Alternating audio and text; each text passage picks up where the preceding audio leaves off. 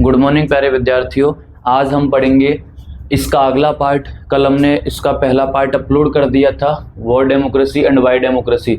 आज हम इसमें पढ़ने वाले हैं आर्ग्यूमेंट्स अगेंस्ट डेमोक्रेसी, लोकतंत्र के खिलाफ तर्क। वैसे तो लोकतंत्र जो है दुनिया की सबसे अच्छी शासन व्यवस्थाओं में से एक है, लेकिन इसकी भी कुछ जो है कमियां हैं, कुछ बुराइयां हैं, उनको आज हम देख लेते हैं। एक एक करके देखते हैं point wise. Leaders keep changing in a democracy, this leads to instability. यानी कि यहाँ पर क्या होता है, लोकतंत्र में नेता बदलते रहते हैं तो उससे अस्थिरता पैदा होती है, क्योंकि यहाँ पे हर 5 साल बाद चुनाव होते हैं, या फिर राज्यसभा में या फिर जो विधान परिषद होती है उनमें 6 साल बाद चुनाव होते हैं। तो यहाँ नेता बदलते रहते हैं और नेता बदलने से जो है इनस्टेबिलिटी यानी कि अस्थिरता पैदा होती रहती है। जबकि तानाशाही या फौजी शासन या राजतंत्र वाले शासन व्यवस्थाओं में ऐसा अक्सर नहीं होता, वहाँ रूल जो है लंबे समय तक चलता है। आगे, democracy is all about political competition and power play, there is no scope for morality.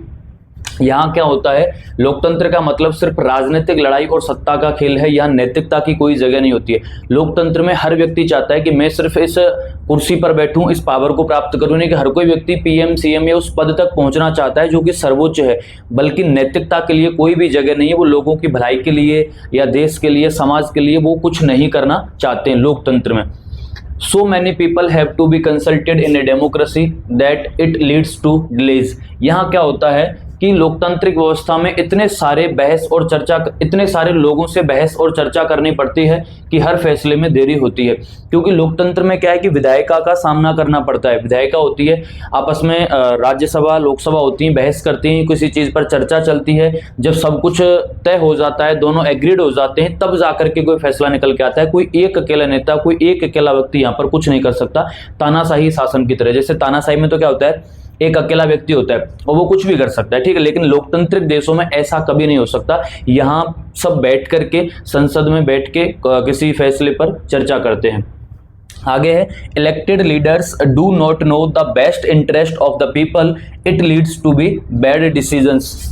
चुने हुए नेताओं को लोगों के हितों का पता ही नहीं होता, इसके चलते खराब फैसले होते हैं। जो चुने हुए नेता होते हैं, जो इलेक्टेड लीडर्स हैं, उनको ये नहीं पता है कि लोगों के लिए अच्छा क्या है, इसके चलते वो खराब फैसले हमारे लिए ले लेते हैं। जैसे मान के चलो, किसी अदर स्टेट के लीडर को अगर किसी दूसरी जगह से चुनाव आप में खड़ा करते हो, अगर वहाँ से वो जीत जाता है, तो उसको नहीं पता है कि वहाँ की जो छोटी छोटी कमियां हैं वो क्या है, यहाँ किन समुदायों में लड़ाई है, यहाँ की क्या जो छोटी छोटी जो है बारीकियां हैं, मुझे क्या करना चाहिए, क्या नहीं करना चाहिए, किस तरीका से आगे बढ़ सकते हैं। अगर ऐसे कुछ नेता जीतते हैं तो उनको नहीं पता होता और वो इसके चलते खराब फैसले ले लेते हैं। तो यहाँ पर ऐसा भी होता है।